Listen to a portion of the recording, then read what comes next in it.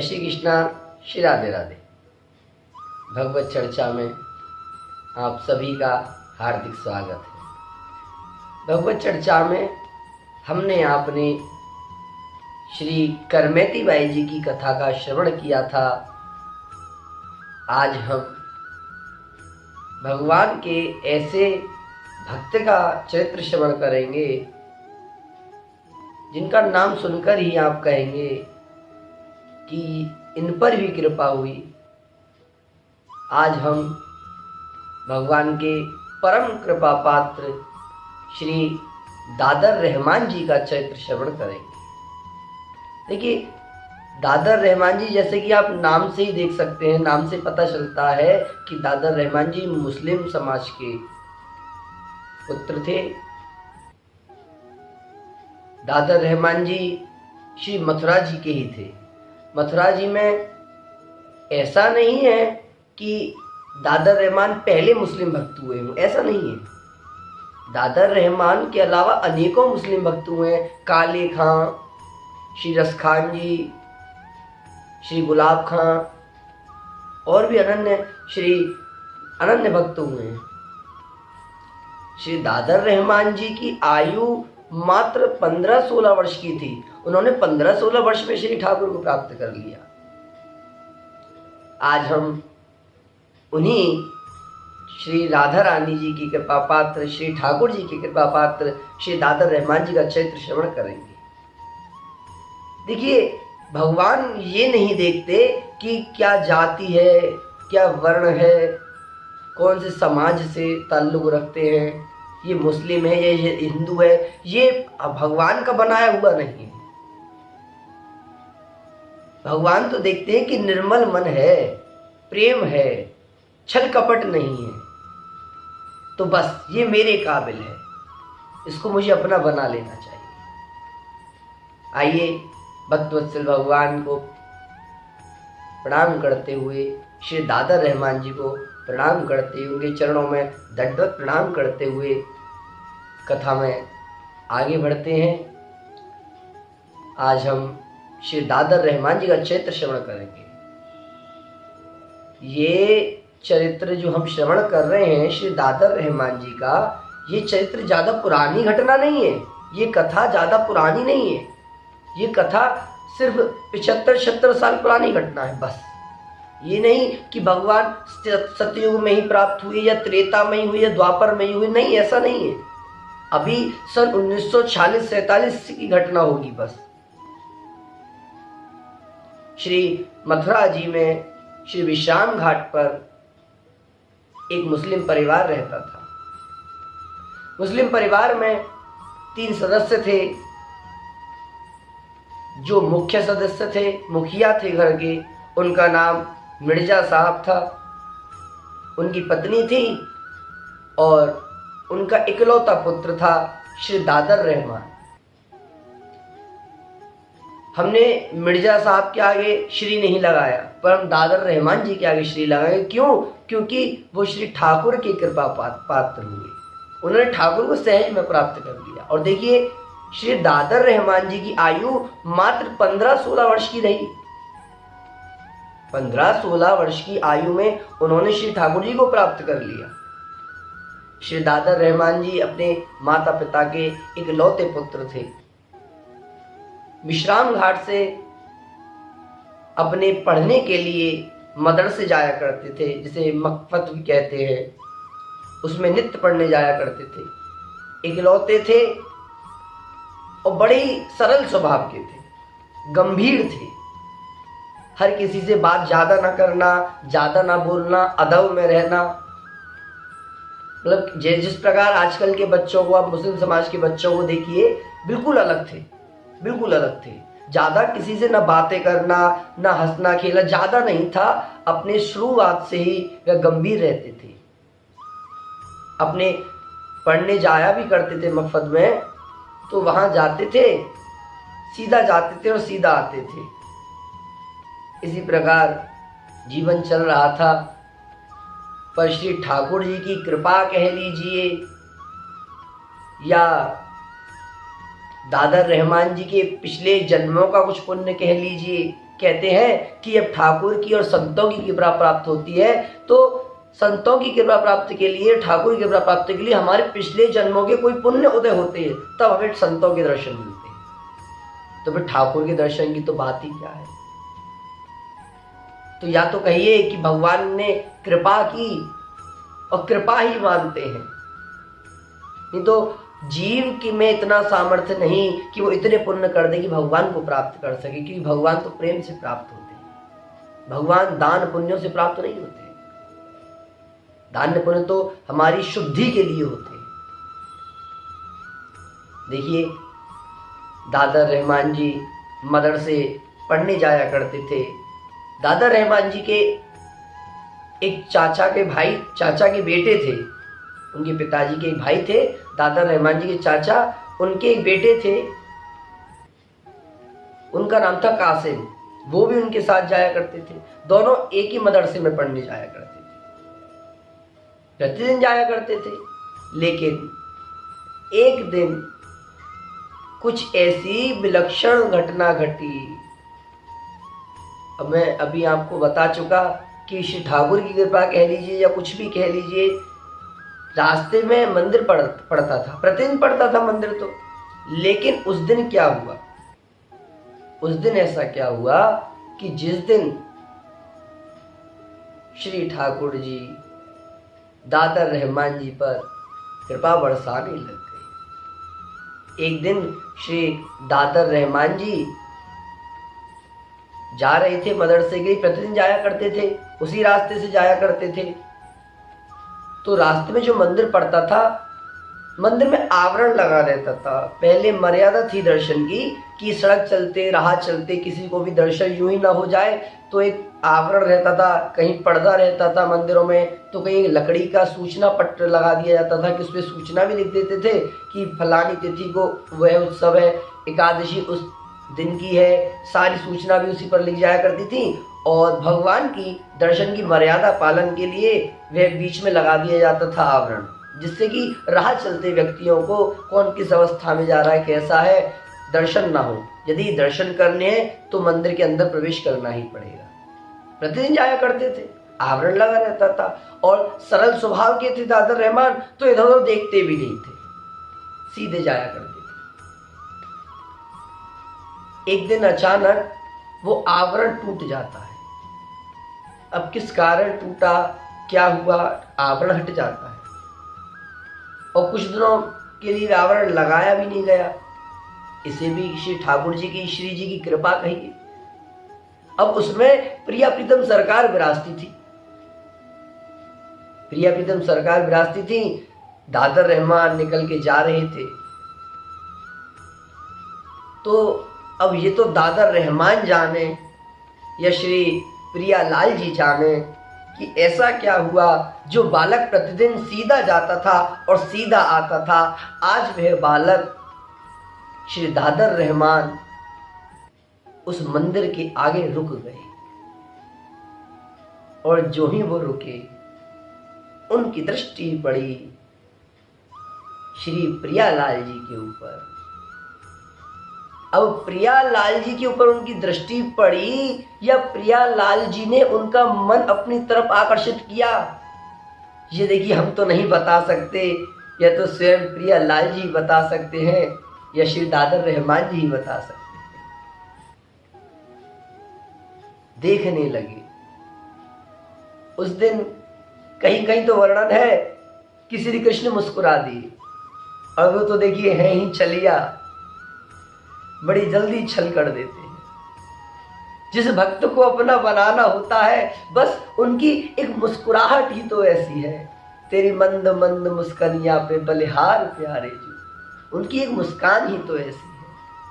कहीं वर्णन है कि श्री कृष्ण मुस्कुराती है, तो कहीं वर्णन है कि श्री राधा रानी मुस्कुराती है, तो कहीं वर्णन है कि दोनों मुस्कुरा दिए। अब एक मुस्कुराए या दोनों मुस्कुराए, देखिए ये तो श्री प्रियालाल जी जाने, पर हाँ इतना कथा कहती है कि दादर रहमान उन दोनों को देखकर, प्रियालाल जी को देखकर वहीं खड़े के खड़े रह गए। और संयोग बस उस दिन मंदिर में दर्शनार्थी भी ज्यादा नहीं थे, तो दर्शन करने में भी किसी प्रकार की परेशानी नहीं हो रही थी। दादर रहमान आराम से एक टक लगाए, हा हा हा हा, सरकार को निहारने लगे। अब सरकार को निहार रहे तो सरकार भी दादर रहमान को निहार रही होगी। खड़े रहे खड़े रहे खड़े रहे, किसी ने कहा नहीं कि यहां क्यों खड़े हो, शायद किसी को दिखे नहीं।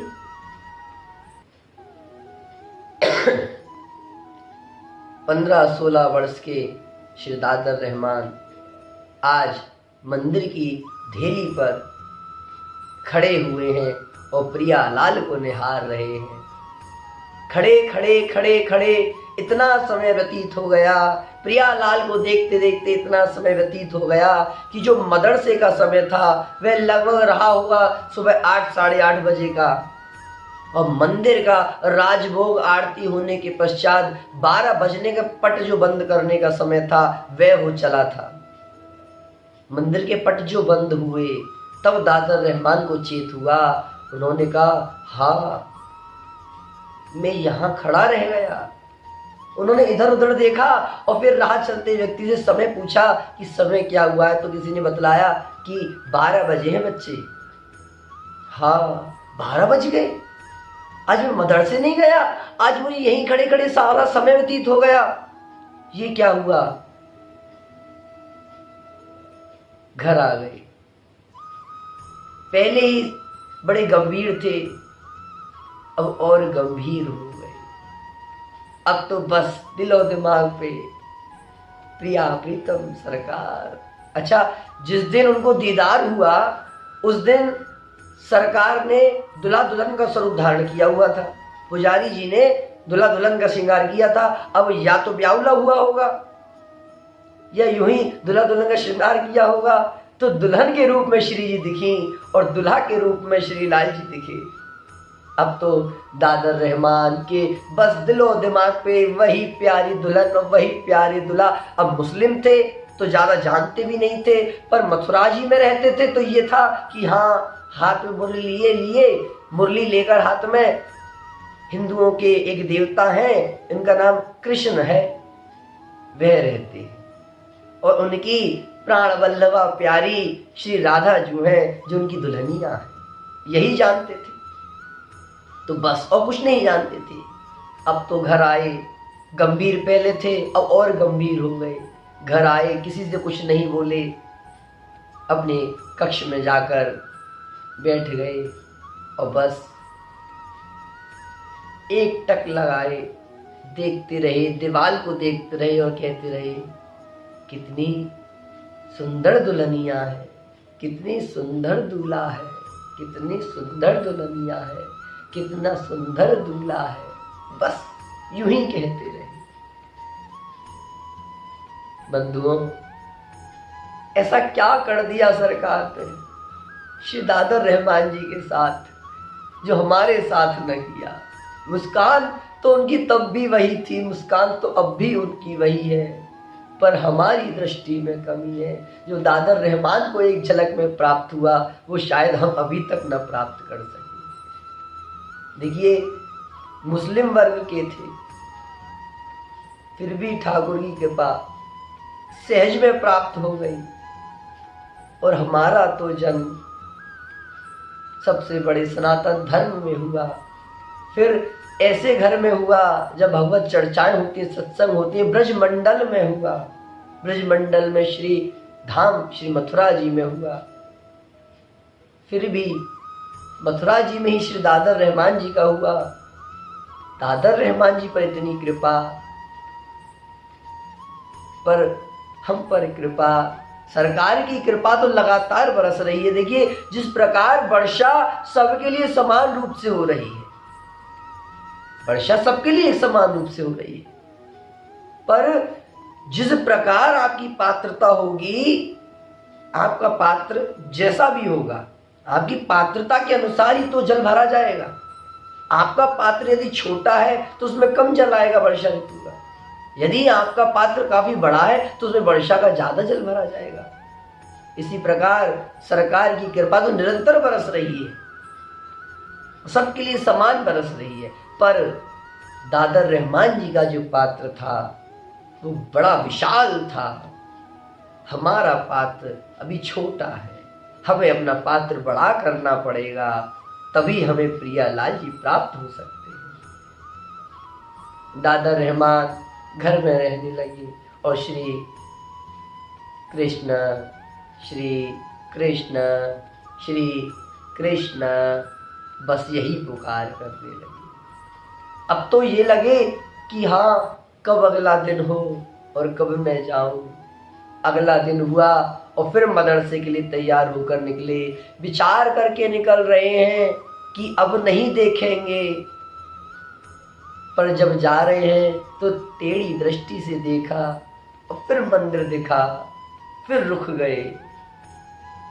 कथा कहती है कि दूसरे दिन भी श्री दादर रहमान जी उसी मंदिर की देहली पर खड़े होकर एक टक सरकार को निहारने लगे। और निहारते निहारते आज तो इतना निहारने लगे कि रो दिए, आंखों से अश्रु प्रवाह हो चले। दादर रहमान सरकार को देखते रहे और देखते देखते देखते देखते कब 12 बज गए और पट बंद हो गए। दादर रहमान ने कहा आज फिर पट बंद हो गए, अर्थात आज फिर 12 बज गए, हम आज नहीं फिर मदरसे गए।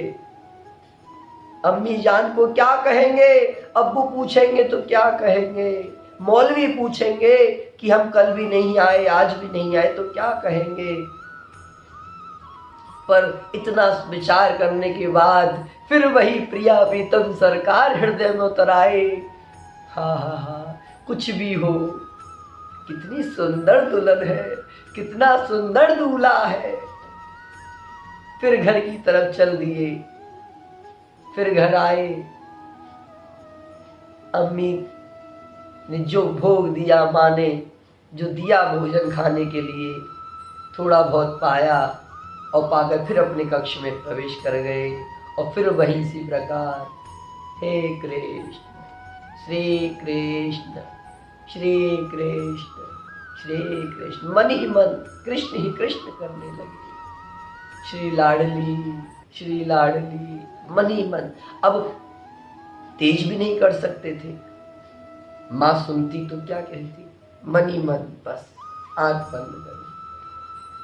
श्री कृष्ण श्री कृष्ण श्री कृष्ण श्री लाडली श्री लाडली श्री लाडली, यही सुमरण करते रहे। तृतीय दिवस हुआ, तीसरा दिन हुआ। अब तो तड़प इतनी बढ़ गई कि रात्रि नींद नहीं आए, नींद नहीं आए। रात्रि काटे ना कटे।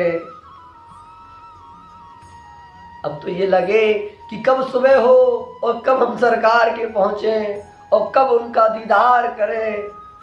दिन में जा नहीं सकते थे, सुबह तो मदरसे के बहाने जाते थे, पर दिन में अम्मी और अब्बू को क्या कहकर जाए, इसलिए फिर प्रतीक्षा करते करते रात्रि मन ही मन श्री कृष्ण श्री कृष्ण श्री कृष्ण करते करते रात्रि बीत गई। सुबह हुई, जल्दी झटपट तैयार हुए और फिर चल दिए। पहुंच गए, फिर खड़े हो गए। बलिहार, वाह ठाकुर बलिहार। दादर रहमान तीसरे दिन भी सरकार को एक टक नजर देखते रहे। अब कभी तो हंसे और कभी रोए। कथा यही कहती है कि दादर रहमान कभी मुस्कुरा देते तो कभी रो देते और एक टक लगी अपनी सरकार को निहारते। तीसरा दिन व्यतीत हुआ, खड़े खड़े दहलीज पर। फिर 12 बज गए, पट बंद हो गए। विचार किया कि यदि आज मैं मदरसे नहीं गया तो कहीं मौलवी घर ना पहुंच जाए, इसलिए आज 12 बजे के बाद घर नहीं आए, आज मदरसे के लिए चले गए। मदरसे पहुंचे, मौलवी ने कहा, अरे दादर रहमान कहाँ हो 3 दिन से? और अब ये आने का समय है, समय देखिए, अब कोई नहीं है, सब चले गए, जब सब जा रहे हैं तब आप आ रहे हैं, कहाँ थे आप? दादर रहमान बोले, हुजूर हमारी तबीयत ठीक नहीं थी, हमारा थोड़ा मिजाज ठीक नहीं था, इसलिए नहीं आए। अरे क्या हुआ? अगर ऐसे ही नहीं आओगे तो बहुत पीछे रह जाओगे, कल से जल्दी आना। हाँ हुजूर कल से जल्दी आऊंगा। कहकर मौलवी बोले कि हम आज आपके घर ही आने वाले थे, कि ना ना आप घर मत आना, मैं कल से समय से आ जाऊंगा। इतना कहकर मौलवी ने कहा कि दादर कोई बात है, कुछ कहना चाहते हो कि नहीं? हुजूर एक बात थी, ये बताइए कि हम हिंदुओं को काफिर क्यों कहते हैं? मौलवी ने डांटा कि अरे मुसलमान का बच्चा होकर हिंदुओं की बात करता है, तू मदरसे में क्या पढ़ने आता है? तेरे अब्बू से तेरी शिकायत करूंगा। अरे नहीं नहीं, मैंने तो बस यूं ही पूछा, आप अब्बू से कुछ ना कहिएगा और मैं कल से समय से आ जाऊंगा। कहकर घर के लिए चले। दादर रहमान घर पहुंच गए। घर पहुंचे, उनकी माँ ने देखा कि दादर थोड़ा और गंभीर हो गया है, चुप रहता है, किसी से बोलता नहीं। उनकी माँ ने पूछा, अरे दादर क्या बात है, मदरसे में कोई बात हुई है क्या? मौलवी साहब ने कुछ कहा है क्या? तू 2-3 दिन से बेटे बड़ा गंभीर रहने लगा है, बड़ा शांत रहने लगा है, क्या बात है? खाना भी ठीक से नहीं खा रहा है, उदास उदास रहने लगा है, क्या बात है? कि नहीं अम्मी, मदरसे में कोई बात नहीं हुई और ना ही मौलवी साहब ने कुछ कहा है, बस ऐसे ही। अच्छा बेटा खाना खा ले। अम्मी एक बात बताइए, हम हिंदुओं को काफिर क्यों कहते हैं? अरे ये कैसा प्रश्न करता है, आने दे तेरे अब्बू को, वही बताएंगे तुझे। माँ ने भी डांट दिया। अब माँ ने भी डांट दिया, मदरसे में मौलवी साहब ने डांट दिया, तो गए दादर रहमान अपने कक्ष में बैठे हुए अश्रु प्रवाह करने लगे और आंख बंद करके मन ही मन सुमिरन करने लगे। श्री कृष्ण श्री कृष्ण श्री कृष्ण श्री कृष्ण। अब तो बस यही लगता था कि कब अगला दिन हो, कब ये दिन कटे, कब ये रात कटे और कब मैं उन्हीं दुल्हा दुल्हन के पास पहुंचूं। दादर रहमान जी के पिताजी मिर्जा साहब आए। उन्होंने कहा, अरे भाई क्या बात है, आजकल दादर रहमान नजर नहीं आते हैं, स्वास्थ्य तो ठीक है उनका? अम्मी बोली दादर रहमान जी की कि अपने कक्ष में है, अपने कमरे में है, जाइए बुला लाइए। मिर्जा साहब जाते हैं। अरे दादर क्या बात है, कैसे उदास हो, कोई बात? कि नहीं पिताजी, नहीं अब्बू जान, कोई बात नहीं है।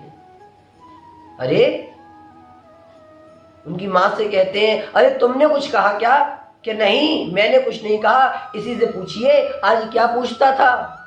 बस मैंने तो डांटा, पूछ रहा था कि हम हिंदुओं को काफिर क्यों कहते हैं, बस मैंने तो इसी बात पे डांटा। अच्छा तू हिंदुओं के बारे में बात कर रहा था? अरे तू मदरसे में पढ़ने क्या जाता है? जो भूतों की पूजा करते हैं उनको काफिर कहते हैं, जो 5 समय की नमाज नहीं पढ़ते हैं उनको काफिर कहते हैं, जो हमारे मजहब को नहीं मानते हैं उनको काफिर कहते हैं। तू क्या पढ़ता है? मैं तेरी हड्डी हड्डी तोड़ दूंगा यदि अब हिंदुओं का नाम अपनी जुबान पे लिया तो। दादर रहमान चुपचाप अपने कक्ष में चले जाते। माँ ने कहा बस कीजिए, बच्चा है, किसी हिंदू के बच्चे की संगत में पड़ गया होगा। अरे ऐसे कैसे पड़ गया होगा? यदि मैंने देखा कि किसी पंडा के बच्चे के साथ जो तिलक छाप लगाए घूमते हैं उनके साथ देखा कभी, या किसी हिंदू बच्चे के साथ तुझे वार्तालाप करते देखा, तो मैं तेरी हड्डी हड्डी तोड़ दूंगा दादर। माँ ने कहा देखिए अब इसमें आश्चर्य की क्या बात है, बच्चे ने पूछ लिया तो। मथुरा में रहते हैं तो यहाँ तो चारों तरफ हिंदू ही हिंदू हैं, इतने मंदिर भी तो हैं यहाँ, तो किसी बच्चे की संगत मिल गई होगी। कि नहीं, ऐसे कैसे मिल जाएगी, मैं 5 समय का नमाजी मुल्ला हूं और ये मेरा बेटा होकर हिंदुओं की बात करेगा। बहुत डांटा। जब हिंदुओं को काफिर क्यों कहते हैं, इतना पूछने पर दादर रहमान जी के पिताजी, माताजी, उनके मौलवी, इन सब ने डांटा तो वो कैसे कह देते कि उन्हें मोहब्बत हो गई है प्रिया प्रियतम से। चुप अपने कमरे में आकर फिर बैठ गई। अब तो बस यही विचार करें कि कब रात कटे, कब ये दिन कटे, कब सुबह हो और कब हम सुबह फिर जाए। अगला दिन हुआ, फिर दादा रहमान निकले, फिर पहुंच गए। अब ऐसे ही करते करते समय व्यतीत होता गया। अच्छा, जो उनके चचेरे भाई थे कासिम, वो सब जानते थे इनके बारे में, पर उन्होंने इनसे कुछ कहा नहीं था। वो उधर मौलवी साहब को समझाते रहते थे कि इसलिए नहीं आए हैं, इसलिए नहीं आए। कासिम छोटे थे, दादर रहमान बड़े थे, तो कासिम कहते थे कि मौलवी साहब इसलिए आज दादर भाईजान नहीं आए हैं, आज दादर भाईजान को कुछ काम लग गया है, आज उनका स्वास्थ्य ठीक नहीं है। वो मौलवी साहब को समझाते रहते ताकि मौलवी साहब घर ना आ जाएं। इधर मिर्जा साहब कासिम से कहते कि कासिम, दादर रहमान के साथ तुम जाया करो, इस पे नजर रखा करो, ये किसी काफिर के बच्चे की संगत ना करे, काफिरों की बात करता है ये। हाँ चाचा जान, हम इनके भाईजान के साथ रहेंगे। कासिम ने भी कहा, पर कासिम सब जानता था कि दादर रहमान कहाँ जाते हैं, कहाँ रुकते हैं। अच्छा सुनिए कासिम, और आज से आप मंडी के रास्ते होते हुए जाइएगा, यहाँ बड़ी मस्जिद पड़ती है, इस बाजार के रास्ते से मत जाइएगा, यहाँ मंदिर पड़ता है। जी चाचा जान। अब जब मदरसे जाने का समय हुआ तो कासिम ने कहा दादर रहमान से कि भाईजान, चाचा जान ने कहा है कि बड़े बाजार की तरफ से होकर मत जाइएगा, मंडी की तरफ से होकर जाइएगा, यहाँ पर बड़ी मस्जिद पड़ती है, वहां होकर जाने के लिए कहा। अच्छा, दादर रहमान बोले कि कासिम आप वहां होकर जाइए, मुझे कुछ कार्य है, मैं कार्य करके आता हूँ। कासिम ने कहा कि भाईजान, हम जानते हैं आपका क्या कार्य है, आप काफिरों के जो भूत वाला मंदिर है, जहाँ भूतों की मूर्तियां लगी हुई हैं, भूत बैठे रहते हैं, आप उस मंदिर के बाहर घंटों घंटों खड़े रहते हैं, कभी आप हंसते हैं तो कभी आप रोते हैं, मैंने देखा है आपको, आप मुझसे छुपाइए मत। जैसे उन्होंने कहा कि काफिरों का मंदिर, भूतों की यहाँ पूजा होती है या भूतों की मूर्तियां लगी हैं, दादर रहमान ने कासिम के मुख पर हाथ रख दिया कि ना कासिम, ऐसा मत कहो, ऐसा मत कहो, वो भूत नहीं है। क्या तुमने उन्हें देखा है? किसे? अरे उन्हीं दुल्हन को तुमने देखा है, उन्हीं दूल्हा को तुमने देखा है। कासिम कहते हैं या अल्लाह, तुम क्या कहते हो? खुदा तुम्हें बख्शेगा नहीं। अरे कासिम, खुदा भी तो यही कहता है कि प्रेम करना चाहिए। मुझे मोहब्बत हो गई है, उस दुल्हन से मोहब्बत हो गई है, मुझे श्री कृष्ण से मोहब्बत हो गई है। इतना कहते कहते दादर रहमान रोने लगते हैं, आंखों से अश्रु प्रवाह होने लगते हैं। दादर रहमान मानो वही मंदिर पर पहुंच गए हो। कासिम काफी समझाते हैं पर दादर रहमान नहीं मानते हैं, तो कासिम वहां से चले जाते हैं मदरसे के लिए। कासिम भी विचार करते हैं कि यदि मैं चाचा जान को ना बताऊं तो कहीं ये दूसरा रसखान ना हो जाए, रसखान की तरह कहीं ये भी काफिर ना हो जाए, और मैंने चाचा जान को बता दिया तो वो इसकी चमड़ी उधेड़ लेंगे, मार मार के इसकी बोटी बोटी कर देंगे। पर मैं कब तक चुप रहूं? मैं चाचा जान को आज बता दूंगा। मदरसे पढ़ने के बाद कासिम लौटे कासिम थोड़ा जल्दी आए उस दिन, कहा कि ये उस काफिरों के मंदिर से लौटेंगे, उससे पहले मैं जाकर बता दूंगा। कासिम घर पहुंच गए और जाकर कहा, चाचा जान कई दिनों से दादर भाईजान मदरसे पढ़ने नहीं गए हैं। अरे पढ़ने नहीं गया है तो कहाँ गया है? यहां से तो रोज जाता है। चाचा जान जो बाजार से बाजार वाला रास्ता है ना, वहां जहाँ जो काफिरों का मंदिर पड़ता है, जो हिंदुओं का मंदिर पड़ता है, जहां वो जो दो मूर्तियां लगी हुई है ना, वो घंटों घंटों वहां खड़े रहते हैं, उन्हीं को देखते रहते हैं। कभी हंसते हैं कभी रोते हैं, उन्हीं मूर्तियों को देखते हैं। और पता है आज तो मैंने जब समझाया तो मुझसे कह रहे थे कि मुझे श्री कृष्ण से मोहब्बत हो गई है, मुझे उस दुल्हन से मोहब्बत हो गई है, ये दोनों मुझे बुलाते हैं, मुझे इनसे मोहब्बत हो गई है, कासिम मैं इनके बिना रह नहीं पाऊंगा। अच्छा दादर ऐसे कहता है? आने दो आज दादर को, आज मैं दादर की हड्डी हड्डी तोड़ दूंगा। बंधुओं कथा कहती है कि जब दादर रहमान लौटे समय पर, तो उनके पिताजी लोहे की छड़ी लेकर मिर्जा साहब उनका इंतजार कर रहे थे। और जैसे ही वो घर में अंदर घुसे, मिर्जा साहब इतना क्रोध करके उन पे टूट पड़े और लोहे की छड़ी से मारते रहे, लात घूसों से मारते रहे और जब तक मारते रहे जब तक दादर रहमान जी बेसुध न हो गए।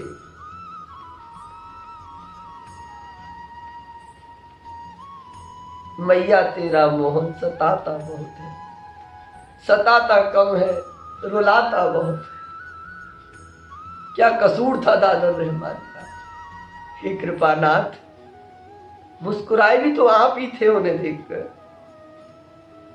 जब मुस्कुराए थे तब नहीं सोचा आज दादर रहमान आपके लिए अपने पिताजी से, जिस मिर्जा साहब ने इकलौते बेटे को कभी हाथ ना लगाया था, आज मिर्जा साहब दादर रहमान को लोहे की छड़ से मार रहे हैं और दादर रहमान आपके लिए मार खा रहे हैं।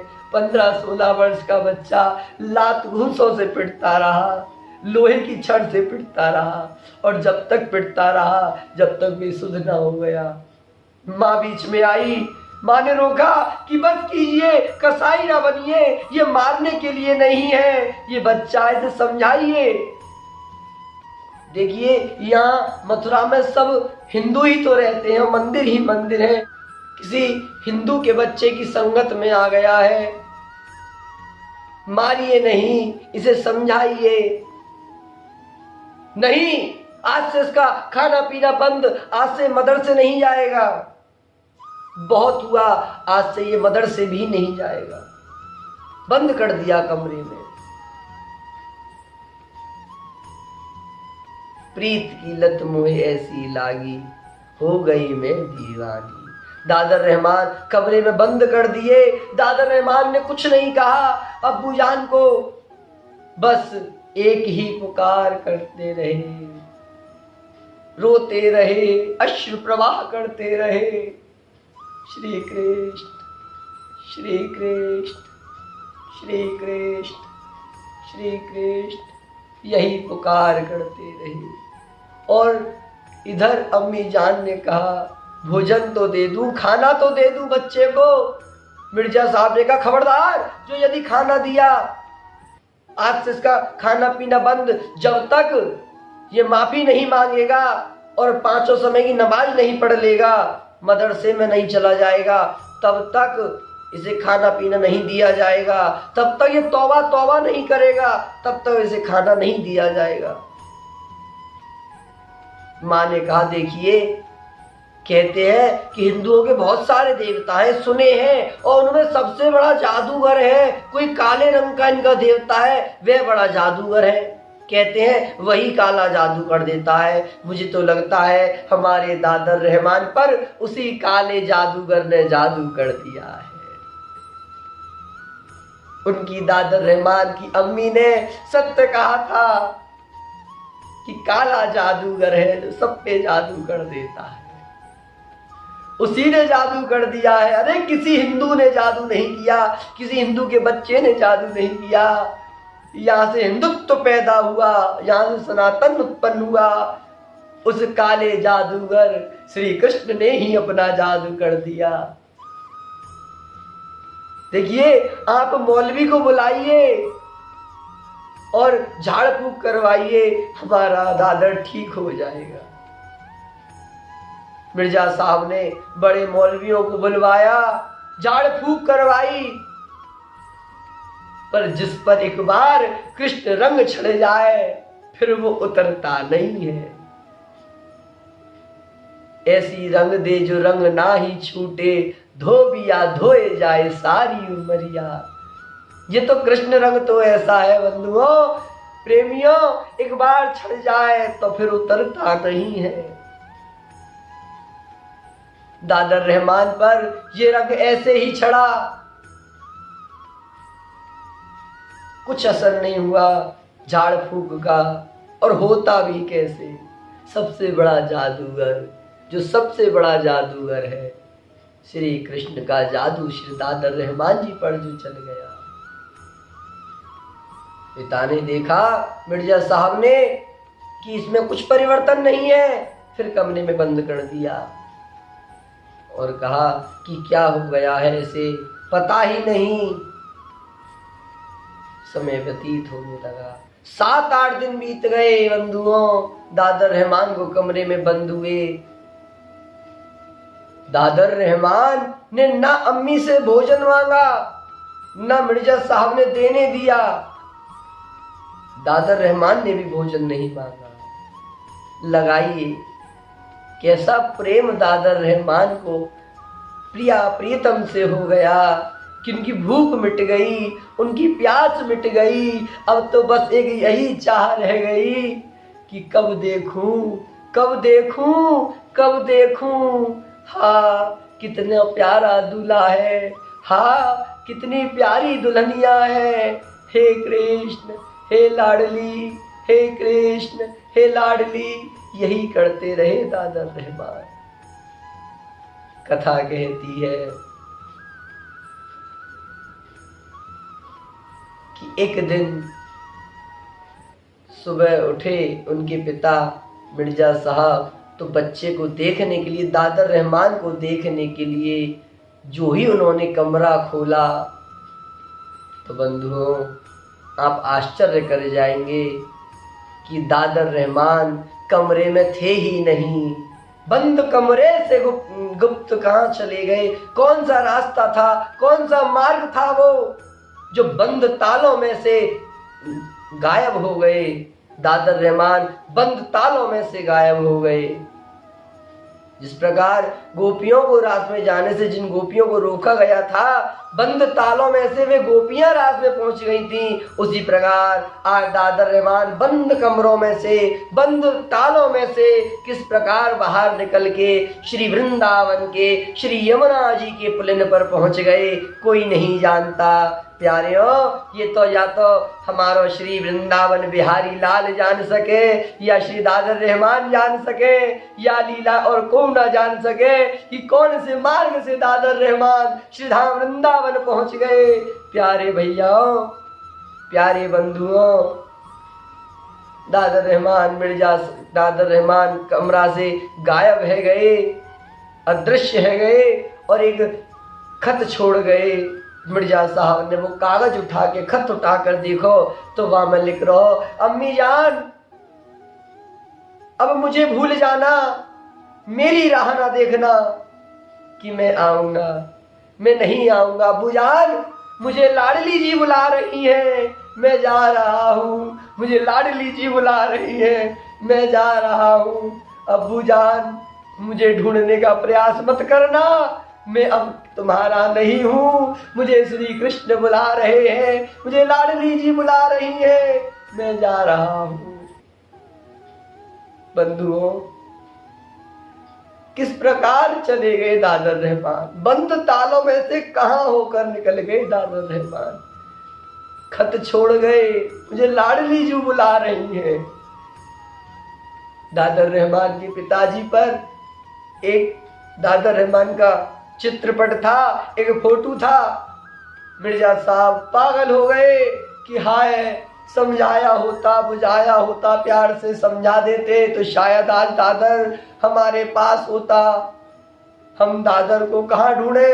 अब तो मिर्जा साहब पागल होकर मथुरा जी की गली गली में दादर रहमान को ढूंढने लगे। फोटो दिखाते पर दादर रहमान कहीं ना मिलते। मथुरा के चतुर्वेदी पंडितों से पूछते, हिंदुओं से पूछते, अरे भैया मेरा 15-16 साल का बालक है, ये दादर रहमान, इसको कहीं देखा है क्या? हर किसी से पूछते पर कोई जवाब हर कोई यही जवाब देता कि नहीं, हमने नहीं देखा। ढूंढते ढूंढते एक दिन विश्राम घाट पर पहुंच गए। विश्राम घाट पर उस दिन एक संत पधारे थे, प्रमोद कुमार चट्टोपाध्याय जी। रसिक थे, वैष्णव थे, भगवत प्रेमी थे। प्रमोद कुमार चट्टोपाध्याय जी वे यमुना जी का स्नान करके, पूजन करके विश्राम घाट पर बैठे ही थे कि मिर्जा साहब वहां पहुंचकर उनसे पूछने लगे, अरे भाई साहब, आपने मेरे इस बच्चे को कहीं देखा है क्या? अरे प्रमोद कुमार चट्टोपाध्याय जी ने देखा कि टोपी मुस्लिम की लगा रखी है, दाढ़ी है मुल्लाओं वाली। उन्होंने पूछा कि आप हमसे क्यों पूछ रहे हैं, आप यहाँ क्यों ढूंढ रहे हैं, आपका बच्चा यहाँ कैसे आ सकता है? कि देखिए, मेरा इकलौता बेटा है मेरा दादर, और पता नहीं महीने भर से उसे क्या हुआ है। महीना भर हो चला, अभी महीना भर भी पूरा नहीं हुआ, उसे कुछ हो गया है। अरे क्या हो गया है? पता नहीं। आपका हिंदुओं का जो मंदिर पड़ता है वहां खड़ा रहता था, और देखो ये खत छोड़ कर गया है, बंद कमरे से गायब हो गया, और ये खत बंद कमरे में मिला है। उसमें लिख रहा है। प्रमोद कुमार चट्टोपाध्याय जी ने देखा कि मिर्जा साहब रोने लगे, तो उन्हें पूछा, रोइए मत, बताइए क्या बात है? तो दादर रहमान के पिताजी कहते हैं कि भाई साहब क्या बताएं, मेरा इकलौता पुत्र ये खत छोड़ के गया है। मेरा दादर रहमान लिखता है कि अम्मी जान, मेरी राह मत देखना, मैं अब नहीं आऊंगा। अब्बू जान, मुझे लाडली जी बुला रही है। तुम्हारे हिंदू धर्म में ये लाडली कौन से देवता है, बताइए हमें। कहाँ गया होगा मेरा दादर? मुझे लाडली जी बुला रही है, मुझे लाडली जी बुला रही है, यही लिखता हुआ मेरा दादर कहाँ गया? कौन है लाडली? प्रमोद कुमार चट्टोपाध्याय जी ने मन ही मन विचार किया, यदि मैं इसे लाडली जी का अर्थ समझा दूं तो कहीं ये भी बावला ना हो जाए। प्रमोद कुमार चट्टोपाध्याय जी ने बच्चे का फोटो बड़े ही गौर से देख लिया और नहीं नहीं, हमने नहीं देखा। इतना कहकर मिर्जा साहब तो चले गए, पर प्रमोद कुमार चट्टोपाध्याय जी ने विचार किया कि बच्चा लिखकर गया है कि लाडली जी बुला रही हैं, तो जरूर वृंदावन गया होगा, क्योंकि ये संतों का प्रेम डगर है, यहाँ संभल कर आना जी, ये प्यासों की प्रेम डगर है, यहाँ संभल कर आना। प्रेम की परीक्षा होती, प्रेम का ही प्रश्न पत्र, प्रेम का प्रमाण पत्र मिलता निराला है। उद्धव जैसे शिष्य जहां आते पाठ पढ़ने को, वृंदावन प्रेम की पवित्र पाठशाला है। प्रेमियों का एक ही ठिकाना है, श्री धाम वृंदावन। वृंदावन ही गए होंगे। विश्राम घाट पर श्री यमुना रस रानी को प्रणाम करके निवेदन किया, हे यमुना मैया, एक बार इस बच्चे का, इस दादर का दर्शन करवा दो, मैं इनसे पूछूंगा कि तुमसे क्या कहा लाडली जी ने। इतना कहकर वृंदावन जाना ही था प्रमोद कुमार जी को। वृंदावन के लिए निकले और उन्होंने परिक्रमा मार्ग में प्रवेश किया। वृंदावन पहुंचकर वो परिक्रमा मार्ग में चले, तो परिक्रमा मार्ग के रास्ते से होकर जब यमुना जी के पुलिन पर पहुंचे तो उन्होंने देखा कि एक बच्चा बैठा है। वो और पास गए, उन्होंने देखा कि अद्भुत बालक है, बड़ा ही दिव्य तेज है चेहरे पर, और देखा कि अरे ये तो वही दादर रहमान है। बड़ा ही अद्भुत प्रकाश था। प्रमोद कुमार चट्टोपाध्याय जी बताते हैं कि उनके शरीर से देखने में ऐसा प्रतीत होता था कि मानो कोई स्वर्ग से देवता उतर आए हों, कोई ब्रह्म ज्ञानी बालक बैठा हो, कोई योगी बैठा हो, कोई योगी तप कर रहा हो, ऐसा उनका शरीर दिखता था। पर दादर रहमान इधर उधर कहीं देख नहीं रहे थे, सिर्फ यमुना जी के तट पर बैठकर श्री यमुना जी के उस पार देख रहे थे, निकुंजों में कुछ देख रहे थे। ऐसा प्रतीत होता था कि निकुंजों में किसी की प्रतीक्षा कर रहे हैं कि कोई आएगा निकुंजों से, बस एक टकटकी लगाए निकुंजों की तरफ देखते रहते दादर रहमान। प्रमोद कुमार चट्टोपाध्याय जी वहीं बैठ गए, वो देखने लगे। उन्होंने आवाज लगाई, दादर, अरे ओ दादर रहमान। पर दादर रहमान को कोई सुध नहीं थी, बस आंखों से अश्रु प्रवाह हो रहे थे और नाम मुख से निकल रहा था, हे कृष्ण, हे लाडली, हे कृष्ण, हे लाडली, हे कृष्ण, हे लाडली। बस यही नाम उच्चारण कर रहे थे दादर रहमान। प्रमोद कुमार चट्टोपाध्याय जी देखते रहे। बंधुओं, देखते देखते थोड़ी सांझ होने लगी तो प्रमोद कुमार चट्टोपाध्याय जी क्या देखते हैं कि एक गोपी आ रही है, हाथ में थाल लिए, घाघरा चोली पहने और नीले रंग की उन्होंने दुपट्टी ओढ़े हुई है, दुपट्टा ओढ़ा हुआ है और हाथ में थाल लिए और एक हाथ में लोटा है। ऐसा प्रतीत हो रहा था प्रमोद कुमार चट्टोपाध्याय जी को कि थाल में कुछ खाने की सामग्री है और लोटे में पेय पदार्थ है। वे लेकर आई जब गोपी, तो उन्होंने कहा कि दादर पहले कुछ पा लो। दादर ने कहा, चंपा दीदी मुझे ले चलो, मुझे लाडली के पास ले चलो। वो गोपी ने कहा कि पहले कुछ खा लो दादर, तुमने कई दिनों से कुछ नहीं खाया है, कुछ पा लो। नहीं दीदी, चंपा दीदी, मुझसे नहीं खाया जाएगा, अब मैं उनके बिना रह नहीं सकता, मुझे सरकार के पास ले चलो, मुझे लाडली जी के पास ले चलो।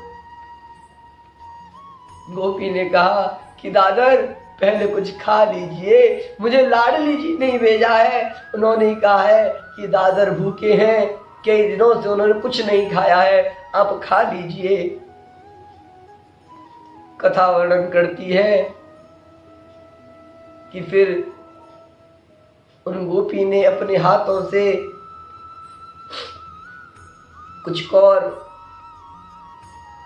श्री दादर रहमान जी के मुख में दिए, तो 2-3 कौर में ही बस उन्होंने बस कर दिया और फिर अश्रु प्रवाह करके, हे कृष्ण, हे लाडली, हे कृष्ण, हे लाडली, हे कृष्ण, हे लाडली, इस प्रकार फिर विरह भाव में प्रवेश कर गए और रोते रहे और कृष्ण लाडली पुकारते रहे, कृष्ण लाडली पुकारते रहे।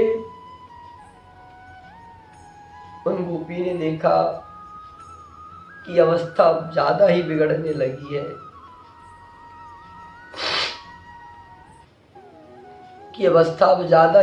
लगी है, तो दूर बैठे प्रमोद कुमार चट्टोपाध्याय जी की तरफ उन्होंने देखा और कहा कि आप यहीं बैठेंगे। उन्होंने कहा कि हाँ हम यहीं हैं, तो मैं थोड़ी देर में आऊंगी और दादर को ले जाऊंगी, बड़ा भोला बच्चा है, इसका जरा ध्यान रखिएगा। आप देखिए कई दिनों से भूखा है और इन्होंने कुछ खाया भी नहीं है, तो आप इसका ध्यान रखिएगा, मैं थोड़ी देर बाद आके इसे अपने साथ ले जाऊंगी। प्रमोद कुमार चट्टोपाध्याय ने कहा कि हाँ मैं इसका ध्यान रखूंगा। इतना कहकर कथा वर्णन करती है कि वह गोपी 2-4 कदम चलकर अदृश्य हो गई। प्रमोद कुमार चट्टोपाध्याय जी दादर रहमान जी की तरफ देखते रहे। समय व्यतीत होता गया।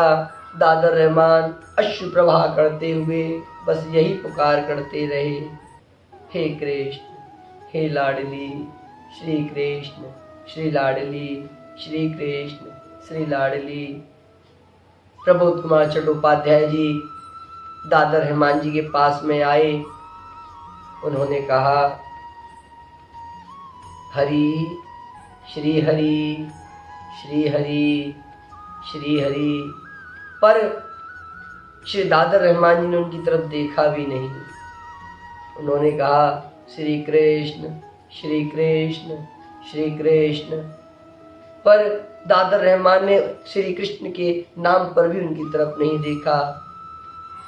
फिर प्रमोद कुमार चट्टोपाध्याय जी ने कहा, राधा राधा राधा। जो ही राधा कहा, जो ही दादर रहमान जी ने आंखें खोली और प्रमोद कुमार चट्टोपाध्याय जी की तरफ घुमा दी और प्रमोद कुमार चट्टोपाध्याय जी की तरफ देखने लगे और कहा कि आप राधा कुंड जानते हैं कहाँ है?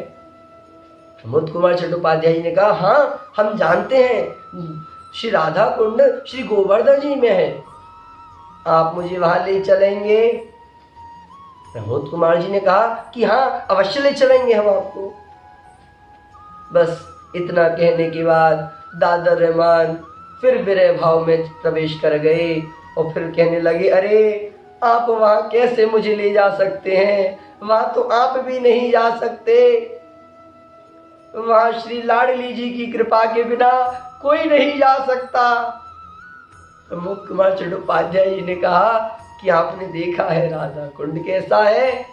कि हाँ बड़ा ही अद्भुत है, वहां श्री कृष्ण श्री लाडली जी विराजमान रहती हैं, वहां प्रेम का रसमय कुंड है, वहां प्रेम ही प्रेम बढ़ता है, प्रेम की पवन चलती है, बड़ी पवित्र सुगंध प्रेम की होती है, वहां सब कुछ प्रेममय है, मुझे वहीं जाना है, वहां सब कुछ प्रेममय है। इतना कहकर दादर रहमान जी ने फिर आंखें बंद कर ली और फिर अश्रु प्रवाह करने लगे, फिर विरह भाव में प्रवेश कर गए।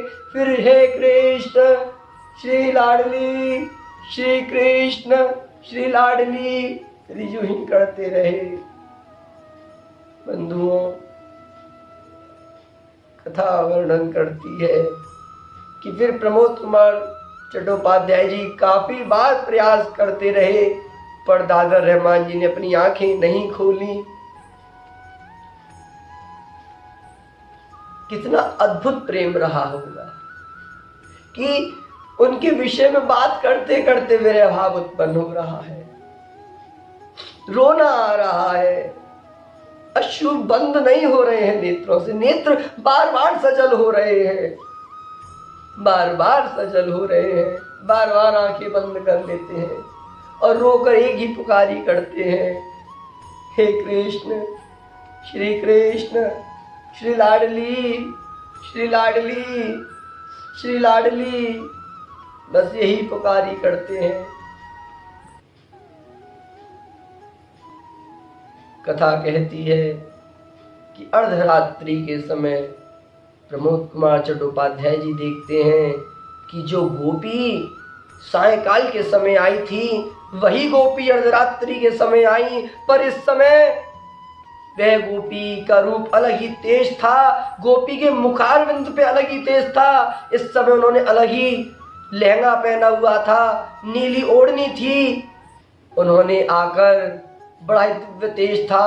प्रमोद कुमार चट्टोपाध्याय जी कहते हैं कि मैंने उनकी तरफ जाने का प्रयास किया पर मेरे पांव बंध गए, मैं उठ नहीं पाया अपनी जगह से, और वे गोपी आई, दिव्य तेज था, प्रकाश की किरणें निकल रही थीं और वे गोपी आई और उन्होंने दादर रहमान जी से कहा, दादर चलिए उठिए, श्री लाडली जी बुला रही हैं। दादर रहमान खड़े हुए, आगे आगे वो जो चंपा दीदी गोपी का रूप रखकर आई थी, वे श्री राधा रानी जी की अष्ट सखियों में श्री चंपक लता सखी थी, जिनकी कृपा से श्री दादर रहमान जी श्री राधा रानी जी के निकुंजों में प्रवेश कर गए। चंपक लता जी आगे आगे चलती गईं, श्री दादर रहमान पीछे पीछे चलते गए। आगे आगे चंपक लता, पीछे पीछे दादर रहमान। प्रमोद कुमार चट्टोपाध्याय जी कहते हैं कि कुछ कदम यमुना जी के ऊपर श्री चंपक लता जी चली और कुछ कदम तक ही श्री दादर रहमान चले। पहले चंपक लता अदृश्य हुई और देखते ही देखते मेरी आंखों के आगे से दादर रहमान अलोप हो गए। बंधुओं, प्रमोद कुमार चट्टोपाध्याय जी दौड़े, जैसे वे अलोप हुए उनके पैर खुल गए। प्रमोद कुमार चट्टोपाध्याय जी भागे उनकी तरफ और भाग कर देखते हैं कि न वहां दादर रहमान है न वहां चंपक लता है, दोनों ही अदृश्य हो गए, निकुंजों में प्रवेश कर गए। प्रमोद कुमार चट्टोपाध्याय जी उसी रज में लोट लगाने लगे। यहाँ दादर रहमान बैठे थे, उनके अश्रुओं से, आंखों से बहते और अश्रुओं से वहां की रज गीली हो गई थी। उसे ही वो बार बार माथे पे लगाते रहे, कहते थे कि मुझे सुख भी है और दुख भी है। खुशी इस बात की है कि मैंने ऐसे परम भक्त, परम कृपा पात्र श्री दादर रहमान जी का दर्शन किया, श्री चंपक लता जी का दर्शन किया। और दुख किस बात का है कि मैं उन्हें पहचान न सका, न मैं श्री चंपक लता जी के चरण स्पर्श कर सका, न मैं श्री दादर रहमान जी के चरण स्पर्श कर सका। प्यारे बंधुओं, दादर रहमान जी शरीर निकुंजों में प्रवेश कर गए। कहते हैं कि दादर रहमान जी का शरीर भी प्राप्त नहीं हुआ। प्रमोद कुमार चट्टोपाध्याय जी कई दिनों तक वहीं इस लीला में खोकर उसी रज में लोट लगाते रहे। आस पे बैठे रहे कि शायद चंपक लता आए और उन्हें भी साथ ले जाए, पर न चंपक लता लौटी न दादर रहमान लौटे। वे उसी रज में लोट लगाते रहे और कुछ समय के बाद उन्होंने श्री हनुमान प्रसाद पोद्दार जी, जो श्री गीता प्रेस गोरखपुर के उन्होंने ही प्रारंभ की थी कल्याण, श्री हनुमान प्रसाद पोद्दार जी के पास जाकर उन्होंने सारी ये घटना बताई, सारे साक्ष्य दिए। तब जाकर ये कथा सर्वप्रथम गीता प्रेस गोरखपुर से प्रकाशित श्री कल्याण में प्रकाशित हुई। फिर ब्रज के भक्तों की कथा में इसका प्रकाशन हुआ। देखिए, यदि प्रमोद कुमार चट्टोपाध्याय जी वह ना होते तो दादर रहमान कहाँ गए, कैसे उन्होंने श्री जी को प्राप्त किया, कैसे उन्होंने श्री ठाकुर को प्राप्त किया, ये हम आप नहीं जान पाते। आज हमने ऐसे भक्त का चरित्र श्रवण किया जो हमारे समाज के न होकर श्री ठाकुर की कृपा पात्र हुए। तो हम में भी क्या कमी है, हम अपनी उस कमी को पूरा करें जिससे हमें भी श्री प्रियालाल जी की कृपा प्राप्त हो।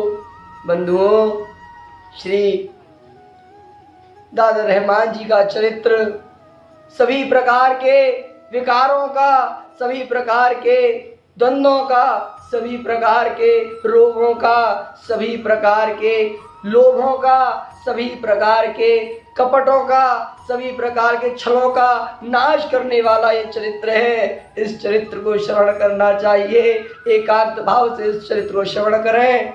आइए श्री दादर रहमान जी और श्री प्रियालाल जी के श्री चरणों में उनका स्मरण करते हुए कथा को विश्राम देते हैं। हे दादर रहमान जी, हम तो आपसे यही विनती करते हैं, आप तो श्री प्रियालाल जी के निकुंजों में नित्य परिकर हो गए, आप हम पर कृपा करें।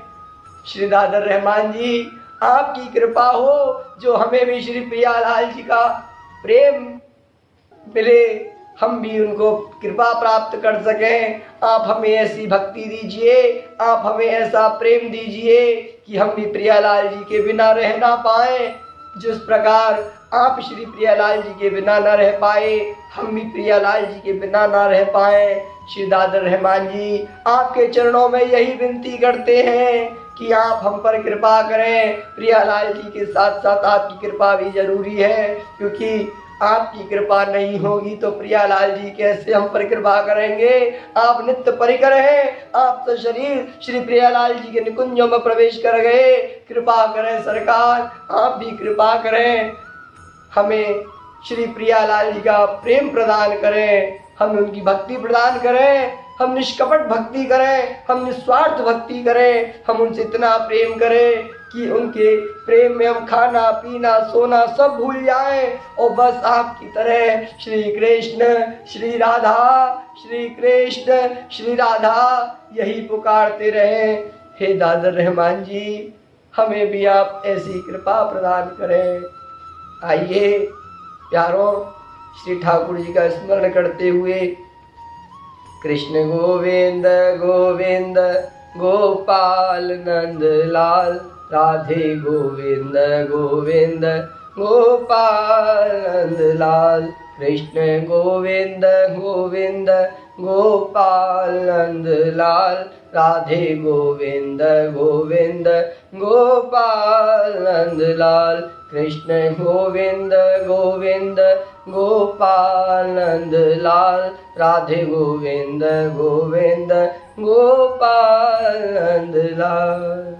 आइए श्री दादर रहमान जी के चरित्र को यहीं विश्राम देते हुए श्री दादर रहमान जी के श्री चरणों में दंडवत प्रणाम करते हुए, श्री प्रियालाल जी के श्री चरणों में प्रणाम करते हुए बोलिए भक्तवत्सल भगवान की जय, श्री दादर रहमान जी की जय, श्री प्रिया प्रीतम सरकार की जय, श्री लाडी लाल जी सरकार की जय, ब्रज मंडल की जय, श्री धाम वृंदावन धाम की जय, श्री यमुना रस रानी की जय। जय जय श्री राधे, जय जय श्री राधे, जय जय श्री राधे श्याम।